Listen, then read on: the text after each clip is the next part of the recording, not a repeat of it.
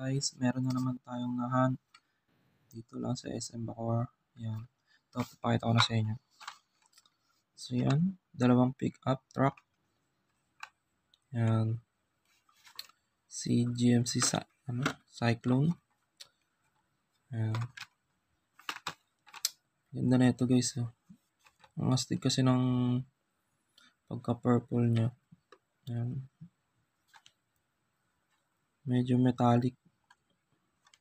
Saka may detail siya dito sa likod. Ito rin yung nagustuhan ko sa kanya. Meron siyang taillight. Tapos merong nakalagay na ito nga, GMC. Dito sa harap, GMC lang din pero wala siyang headlight. Pero okay lang. Saka yung mags niya, ang ganda rin. Yan. Tapos yung pinaka-tint, yung loob niya is parang blue-green ba yan. Ayan guys. Ganda talaga na yan. Pagka-purple. So, ito nakuha ko to sa Toy Kingdom. Yan, sa Dep Store. Ang galing ngayon ni Toy Kingdom. Dito na nila nilalagay sa likod.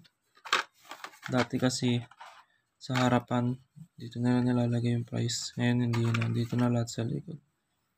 Para hindi nga naman matakluban yung design niya. So yan, ito naman yung isa. Chevy C10. Itong angas din, parang alam mo muscle car na pick up. Saka yung design niya dito.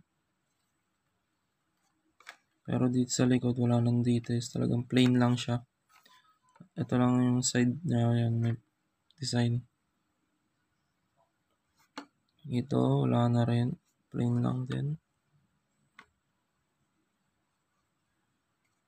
Tapos yung loob niya is parang ganun din. Same lang kung anong kulay dito. Tapos yung mags niya is 5-spoke na gray. Yan. So, yun lang guys. Wala na siyang masyadong details. So, ito yung mga nahunt natin sa Toy Kingdom. So, yun lang. Salamat sa panonood.